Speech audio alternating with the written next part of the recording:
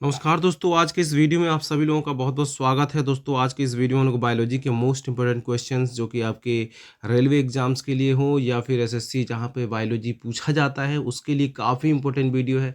दोस्तों, इस वीडियो में आप लोग बने रहिएगा और अगर इस चैनल पे आप लोग पहली बार हैं तो चैनल को सब्सक्राइब कर लीजिएगा, ठीक है? और इस विश्वास के साथ हमारे इस चैनल पे जुड़िए कि बायोलॉजी का आपका जो पार्ट है, वो आपका मैं कंप्लीट करा दूँगा। उससे बाहर आपका किसी भी एग्ज़ाम में आने वाला ही नहीं होगा, ठीक है? तो चलिए शुरू करते हैं आज के इस प्रश्न को। पहला प्रश्न देखते हैं, जीव विज्ञान का अध्ययन क्या है? तो जीव विज्ञान का अध्ययन जीवों का अध्ययन है या पदार्थों का अध्ययन है, ऊर्जा का अध्ययन है या वातावरण का अध्ययन है? सही उत्तर क्या होगा? तो सही उत्तर आपको पता ही है, इसका बहुत ही ईज़ी क्वेश्चन था ये। ऑप्शन नंबर ए, जीवों का अध्ययन जीव विज्ञान कहलाता है, यानी कि विज्ञान की वह शाखा जिसके अंतर्गत हम लोग जीव व उनसे संबंधित क्रियाकलापों का अध्ययन करते हैं, ठीक है? तो चलिए अगला प्रश्न देख लेते हैं हम लोग। अगला प्रश्न है, और उससे पहले हम एक फैक्ट और जान लेते हैं कि जीवों का जो अध्ययन है जिसे हम जीव विज्ञान कहते हैं, तो जीव विज्ञान के पितामह किसको कहते हैं? तो जीव विज्ञान के पितामह कहा जाता है अरस्तू को, ठीक है? आगे बढ़ते हैं। कोशिका का मुख्य घटक क्या है? बताइए। कोशिका का मुख्य घटक, देखिए ये सारे के सारे कोशिका के अंदर पाए जाते हैं, लेकिन उसमें भी कुछ बहुत ही महत्वपूर्ण होता है, ठीक है? तो वो मुख्य घटक क्या है? यहाँ पे देखिए ऑप्शन है केंद्रक, माइटोकॉन्ड्रिया, क्लोरोप्लास्ट या साइटोप्लाज्म। यहाँ पे करेक्ट आंसर होगा ऑप्शन नंबर ए, केंद्रक। केंद्रक जो है कोशिका का मुख्य घटक होता है, जो क्या करता है, इसका कार्य होता है कोशिका के सारे क्रियाकलापों को, जितनी भी जैविक क्रियाएं होती हैं उनको कंट्रोल करना, ठीक है? केंद्र का काम होता है कोशिका के क्रियाकलापों को, उनके जैविक क्रियाओं को कंट्रोल करना, नियंत्रित करना, ठीक है? आगे बढ़ते हैं। अगला प्रश्न है, जीन क्या है? तो जीन क्या है? ऑप्शंस हैं, डीएनए का एक हिस्सा है, प्रोटीन का एक हिस्सा है, कार्बोहाइड्रेट का एक हिस्सा है या लिपिड का एक हिस्सा है? तो सही उत्तर है डीएनए का एक हिस्सा होता है जीन, ठीक है? आगे बढ़ते हैं। अगला प्रश्न है, प्रोटीन क्या होता है? तो प्रोटीन, यहाँ पे ऑप्शन है, एक प्रकार का कार्बोहाइड्रेट है, एक प्रकार का लिपिड है, एक प्रकार का न्यूक्लिक एसिड है, एक प्रकार का जैविक अणु है, ठीक है? तो देखिए प्रोटीन तो जैसा कि एक कार्बोहाइड्रेट है, लिपिड है, ठीक है? ये सारे के सारे क्या हैं? जैविक अणु होते हैं। उसी प्रकार से प्रोटीन भी एक जैविक अणु होता है, ठीक है? यहाँ पे option number D correct answer है, एक प्रकार का जैविक अणु है। अगला प्रश्न देखते हैं। अगला प्रश्न है, कार्बोहाइड्रेट क्या है? कार्बोहाइड्रेट्स क्या होते हैं? एक प्रकार का प्रोटीन है या एक प्रकार का लिपिड है या एक प्रकार का न्यूक्लिक एसिड है या एक प्रकार का ऊर्जा का स्रोत है? तो कार्बोहाइड्रेट जो है ऊर्जा का स्रोत होता है। ऑप्शन नंबर डी यहाँ पे करेक्ट आंसर है। आप अभी तक पढ़े होंगे कि हमारे भोजन में ऊर्जा का जो मुख्य स्रोत है वो क्या होता है? कार्बोहाइड्रेट होता है। कार्बोहाइड्रेट के रूप में हम लोग क्या लेते हैं, ठीक है? तो हम लोग लेते हैं चावल, गेहूँ यानी कि आटा, रोटी जो होता है, और चीनी, गुड़, ये सब क्या है? कार्बोहाइड्रेट ही होते हैं। आलू भी क्या होता है? आलू में भी कार्बोहाइड्रेट प्रचुर मात्रा में होता है, ठीक है? अगला प्रश्न देखते हैं, पौधों में प्रकाश संश्लेषण की प्रक्रिया कहाँ होती है? बताइए, पौधों में प्रकाश संश्लेषण की प्रक्रिया कहाँ होती है? माइटोकॉन्ड्रिया के अंदर, क्लोरोप्लास्ट के अंदर या गाल्जी उपकरण या लाइसोसोम के अंदर, ठीक है? तो पौधों में प्रकाश संश्लेषण की जो प्रक्रिया होती है, यानी कि फोटोसिंथेसिस इसको बोला जाता है, फोटोसिंथेसिस, तो ये होती है क्लोरोप्लास्ट के अंदर। क्लोरोप्लास्ट में क्लोरोफिल पाया जाता है, ठीक है? क्लोरोफिल जो है वो प्रकाश संश्लेषण क्रिया को संपन्न कराता है, ठीक है? अगला प्रश्न है, मानव शरीर में कौन सा अंग सबसे अधिक ऑक्सीजन का उपयोग करता है? बहुत ही इंटरेस्टिंग सवाल है। मानव शरीर में कौन सा अंग सबसे अधिक ऑक्सीजन का प्रयोग करता है? मस्तिष्क, हृदय, यकृत या फेफड़ा? सही उत्तर है, हमारा जो मस्तिष्क है वो हमारे शरीर का सबसे अधिक ऑक्सीजन एब्जॉर्ब करता है, यानी कि सबसे अधिक कंजप्शन ऑफ ऑक्सीजन जो है वो मस्तिष्क के द्वारा किया जाता है, ठीक है? मस्तिष्क का जो वजन है हमारे शरीर का कुल 2% होता है, ठीक है? लेकिन सबसे अधिक ऑक्सीजन जो है वो यही कंज्यूम करता है, लगभग 20% ऑक्सीजन जो है केवल हमारा मस्तिष्क ले लेता है, ठीक है? चलिए अगला प्रश्न देखते हैं, पित्तरस निम्नलिखित में से किसके द्वारा स्रावित होता है? ठीक है? ऑप्शन है पित्ताशय से, यकृत से, अग्नाशय से या आंत से, ठीक है? पित्त रस किसके द्वारा सबसे ज़्यादा स्रावित होता है? तो इसका करेक्ट आंसर है यकृत के द्वारा। ठीक है, यकृत के द्वारा। कई लोग पित्ताशय कह रहे होंगे, लेकिन ये सही उत्तर नहीं है। यकृत जो है पित्त रस को बनाता है और पित्ताशय के अंदर उसको स्टोर किया जाता है। ठीक है, संग्रहित किया जाता है। ओके, अगला प्रश्न देख लेते हैं। पौधों में जल और खनिजों के अवशोषण की प्रक्रिया को क्या कहते हैं? पौधों में जल और खनिजों के अवशोषण की प्रक्रिया को क्या कहा जाता है? ऑस्मोसिस, डिफ्यूजन, एक्टिव ट्रांसपोर्ट या पैसिव ट्रांसपोर्ट? सही उत्तर है ऑस्मोसिस कहा जाता है। ठीक है, क्या कहा जाता है? ऑस्मोसिस कहा जाता है पौधों में जल और खनिजों के अवशोषण की प्रक्रिया को। ठीक है, अगला प्रश्न देख लेते हैं। मानव शरीर में कौन सा अंग सबसे अधिक रक्त को संचारित करता है? इंपॉर्टेंट प्रश्न है। मानव शरीर में कौन सा अंग सबसे अधिक रक्त को संचारित करता है? ऑप्शन है हृदय, फेफड़े, यकृत, गुर्दे। सही उत्तर है हमारा जो हृदय है वो सबसे अधिक रक्त को संचारित करता है। क्यों? क्योंकि सारा का सारा रक्त जो है हमारा हृदय में ही जाता है और हृदय में जाता है, फिर हृदय उसको पंप करता रहता है। ठीक है, अगला प्रश्न देख लेते हैं। कोशिका में प्रोटीन संश्लेषण के लिए कौन सा अंग्रेजी शब्द उपयुक्त है? कोशिका में प्रोटीन संश्लेषण के लिए कौन सा अंग्रेजी शब्द प्रयुक्त होता है? माइटोकॉन्ड्रिया, क्लोरोप्लास्ट, राइबोसोम या लाइसोसोम? ठीक है, सही उत्तर है राइबोसोम जो है प्रोटीन संश्लेषण के लिए बहुत ही महत्वपूर्ण होता है। ठीक है, अगला प्रश्न है। पौधों में प्रकाश संश्लेषण की प्रक्रिया में कौन सा रंग सबसे अधिक महत्वपूर्ण होता है? बताइए, ये भी एक अच्छा प्रश्न है। पौधों में प्रकाश संश्लेषण यानी कि फोटोसिंथेसिस प्रक्रिया में कौन सा रंग सबसे अधिक महत्वपूर्ण होता है?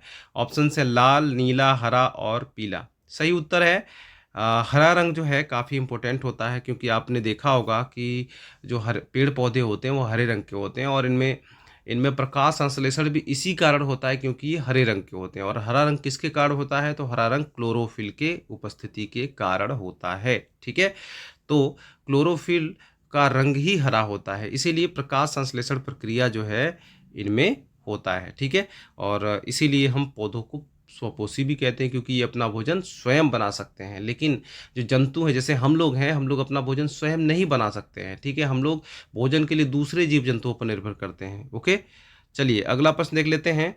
कोशिका में डीएनए की प्रतिलिपि बनाने की प्रक्रिया को क्या कहा जाता है? तो डीएनए की प्रतिलिपि बनाने की जो प्रक्रिया होती है कोशिका के अंदर, उसको हम क्या कहते हैं? ऑप्शंस हैं ट्रांसक्रिप्शन, ट्रांसलेशन, रिप्लिकेशन और ट्रांसपोजिशन। सही उत्तर है ट्रांसलेशन नहीं होगा, इसका होगा ऑप्शन नंबर सी, रेप्लिकेशन होगा। ठीक है, रेप्लिकेशन यानी कि प्रतिलिपि बनाना। ठीक है, कोशिका में डीएनए की प्रतिलिपि बनाने की प्रक्रिया को हम लोग रेप्लिकेशन कहते हैं। अगला प्रश्न है। पौधों में जल और खनिजों के अवशोषण की प्रक्रिया को क्या कहा जाता है? खनिजों और जल के अवशोषण की प्रक्रिया को क्या कहा जाता है? ऑप्शंस, अभी पिछला प्रश्न था, ये रिपीट प्रश्न हो गया है। ठीक है, माफ़ी चाहेंगे। चलिए, फिर भी आप लोग बताइए इसका सही आंसर क्या होगा? इसका सही आंसर है ऑस्मोसिस कहा जाता है। ऑप्शन नंबर ए जो है वो करेक्ट आंसर है। ठीक है, अगला प्रश्न है। मानव शरीर में कौन सा अंग सबसे अधिक रक्त को शुद्ध करने के लिए जिम्मेदार है? मानव शरीर में कौन सा अंग सबसे अधिक रक्त को शुद्ध करता है? यहाँ पे हृदय है, फेफड़ा, यकृत और गुर्दा है। सही उत्तर क्या होगा? तो सही उत्तर है गुर्दे। ठीक है, गुर्दे मतलब किडनी। किडनी जानते हैं ना, किडनी जो है वो हमारे शरीर का मुख्य उत्सर्जीय अंग होता है। ठीक है, जो कि हमारे रक्त को शुद्ध करता रहता है। आगे बढ़ते हैं दोस्तों। वीडियो पसंद आ रही तो वीडियो को लाइक ज़रूर कीजिएगा, और बेझिझक होकर इस चैनल को सब्सक्राइब कर लीजिएगा बायोलॉजी की तैयारी के लिए। ठीक है, जो भी आप वनडे एग्ज़ाम देते हैं, ठीक है, जिसमें बायोलॉजी पूछा जाता है, चाहे रेलवे हो, एसएससी हो या फिर कोई और भी एग्ज़ाम हो, उसके लिए तो आप लोग बेझिझक और एकदम समझ लीजिए, मैं कहता हूँ कि कॉन्फिडेंस के साथ में ज्वाइन हो जाइए हमारे साथ में। ठीक है, बायोलॉजी और साइंस के क्वेश्चन जो है मैं आपको प्रोवाइड कराता रहूँगा, खासकर से बायोलॉजी के लिए आप लोग ज़रूर हमसे जुड़ जाइएगा। ठीक है, चलिए आगे बढ़ते हैं। कोशिका में एटीपी का निर्माण कहाँ होता है? माइटोकॉन्ड्रिया, क्लोरोप्लास्ट या राइबोसोम या लाइजोसोम? ठीक है, सही उत्तर है इसका माइटोकॉन्ड्रिया के अंदर होता है। ठीक है, एटीपी का पूरा नाम भी कई बार पूछ लेता है, तो एटीपी का पूरा नाम होता है एडिनोसिन ट्राइफॉस्फेट। ठीक है, चलिए अगला प्रश्न देख लेते हैं, कोशिका में लिपिड का मुख्य कार्य क्या होता है? तो आपने लिपिड भी सुना होगा, तो कोशिका के अंदर लिपिड भी पाया जाता है। कोशिका में लिपिड का मुख्य कार्य क्या होता है? तो कोशिका झिल्ली का निर्माण करना। ऑप्शन नंबर सी जो है यहाँ पे करेक्ट आंसर हो जाएगा। ठीक है। अगला प्रश्न है, पौधों में प्रकाश संश्लेषण क्रिया के दौरान कौन सी गैस छोड़ी जाती है? तो प्रकाश संश्लेषण क्रिया के दौरान ऑक्सीजन गैस छोड़ी जाती है। यहाँ पे ऑप्शन नंबर बी जो है वो करेक्ट आंसर हो जाएगा। और प्रकाश संश्लेषण क्रिया के दौरान यूज कौन से गैस का किया जाता है? तो कार्बन डाइऑक्साइड गैस का किया जाता है। ठीक है, याद रखिएगा, यूज किया जाता है कार्बन डाइऑक्साइड का, और छोड़ा कौन सा जाता है? तो ऑक्सीजन गैस उत्पन्न की जाती है। ठीक है। अगला प्रश्न है, मानव शरीर में इंसुलिन का संश्लेषण कौन करता है? तो यहाँ पे ऑप्शन है हृदय, अग्नाशय, यकृत और गुर्दे। सही उत्तर है अग्नाशय जो ग्रंथि है वो जो है मानव शरीर में इंसुलिन का संश्लेषण करती है। ठीक है। अगला प्रश्न है, जीव विज्ञान में फोटोट्रोपिज्म शब्द का क्या अर्थ है? तो फोटोट्रोपिज्म शब्द का अर्थ होता है प्रकाश की दिशा में पौधों की वृद्धि करना। ऑप्शन नंबर ए जो है ये करेक्ट आंसर हो जाएगा। ठीक है। जब पौधे जो प्रकाश की दिशा में जब वृद्धि करते हैं तो उसको हम बोलते हैं फोटोट्रोपिज्म। जैसे कि आपने देखा होगा कि पौधों की जो जड़ें होती हैं वो तो नीचे की तरफ गति करती हैं, और पौधे के ऊपर वाला यानी कि प्ररोह वाला जो भाग होता है यानी कि शूट सिस्टम जो होता है वो ऊपर की तरफ वृद्धि करता है, सूर्य की तरफ वृद्धि करता है। ठीक है। तो उस हम उसके लिए हम प्रयोग करते हैं फोटोट्रोपिज्म। ठीक है, प्रकाश की दिशा में पौधों की वृद्धि। आगे बढ़ते हैं, कोशिका में माइटोकॉन्ड्रिया का मुख्य कार्य क्या है? तो कोशिका के अंदर माइटोकॉन्ड्रिया का मुख्य कार्य होता है ऊर्जा का संचयन करना। ऊर्जा का संचयन ये किसके रूप में करती है? तो एटीपी के रूप में करती है, एडिनोसिन ट्राइफॉस्फेट के रूप में करती है। ठीक है। एटीपी को हम लोग एक और नाम से जानते हैं, इसको कहते हैं ऊर्जा के सिक्के। ठीक है, कॉइन्स ऑफ एनर्जी कहा जाता है। ठीक है, एटीपी, एडिनोसिन ट्राइफॉस्फेट इसको कहते हैं। अगला प्रश्न देखते हैं, पौधों में जल के अवशोषण की प्रक्रिया को क्या कहा जाता है? तो पौधों में जल के अवशोषण की प्रक्रिया को ऑस्मोसिस कहा जाता है। ऑप्शन नंबर ए जो है वो करेक्ट आंसर है। अगला प्रश्न है, मानव शरीर में किस अंग में पोषक पदार्थों का अवशोषण होता है? तो पोषक पदार्थ क्या होते हैं पहले तो ये जान लीजिए। पोषक पदार्थ जैसे प्रोटीन हो गया, कार्बोहाइड्रेट, विटामिन, ठीक है, वसा, ये सब जितने भी हैं, ठीक है, प्रोटीन्स, विटामिन्स और ये आपका कार्बोहाइड्रेट वगैरह जो भी है, ये क्या है? पोषक पदार्थ होते हैं। जल भी है, जल को हम पोषक पदार्थ में नहीं कह सकते हैं, ये खनिज लवण वगैरह उसमें आ जाते हैं। लेकिन जो पोषक पदार्थ होते हैं उनका अवशोषण जो होता है वो होता है छोटी आंत में। ऑप्शन नंबर बी जो है वो करेक्ट आंसर है। ठीक है। बाकी जल और खनिज लवणों का जो पुनर्अवशोषण होता है वो बड़ी आंत के अंदर होता है। ठीक है। आगे बढ़ते हैं। अगला प्रश्न है, निम्नलिखित में से कौन सा पादप हार्मोन्स है जो फलों के पकने में सहायता करता है? तो जो फलों को पकने में सहायता करता है वो करता है एथिलीन। ठीक है। ये एकमात्र प्राकृतिक हार्मोन्स है जो कि गैसीय अवस्था में भी पाया जाता है। ठीक है, एथिलीन जो है गैसीय अवस्था में पाया जाता है। ठीक है, जिसकी वजह से पौधों में जो फल होती हैं फल जो है वो पकने लग जाते हैं। ठीक है। अगला प्रश्न है, यहाँ पे ये ऑप्शन गलत है, मतलब यहाँ पे कुछ टाइपिंग एरर हो गया है, ये काट दिया जाता है। ठीक है, आप आगे वाला प्रश्न देखिए। मानव शरीर की सबसे लंबी कोशिका कौन सी होती है? बताइए। तंत्रिका कोशिका, क्लोरोप्लास्ट, जनन कोशिका या लाइसोसोम? तो सही उत्तर है तंत्रिका कोशिका जो होती है मानव शरीर की सबसे लंबी कोशिका होती है। ठीक है, लगभग 1 से 1.5 मीटर इसकी लंबाई होती है। अगला प्रश्न है, टमाटर का रंग लाल किसके कारण होता है? टमाटर का रंग लाल जो है वो किसके कारण होता है? ऑप्शन हैं लाइकोपिन, ऑक्सीजन, नाइट्रोजन, हाइड्रोजन।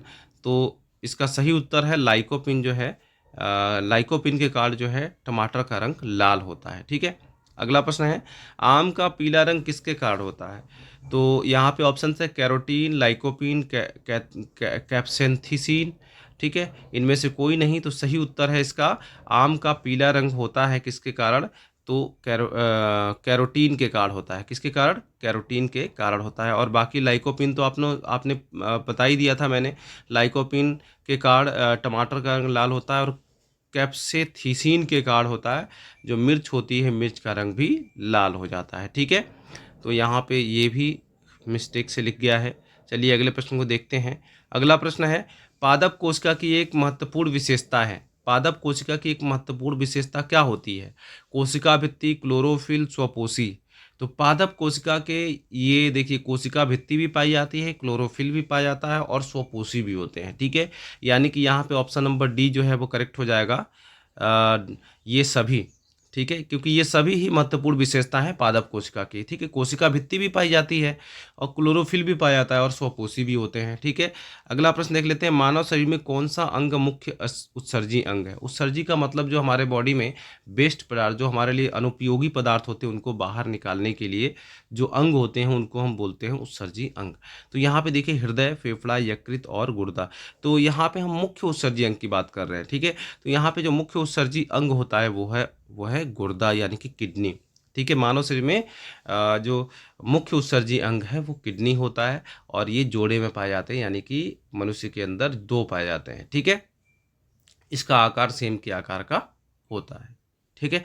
तो उम्मीद करता हूँ दोस्तों कि ये वीडियो आपको पसंद आई होगी। वीडियो पसंद आई हो तो वीडियो को लाइक कर चैनल को सब्सक्राइब कर लीजिएगा। मिलते हैं अगले वीडियो में, तब तक के लिए बाय बाय, टेक केयर।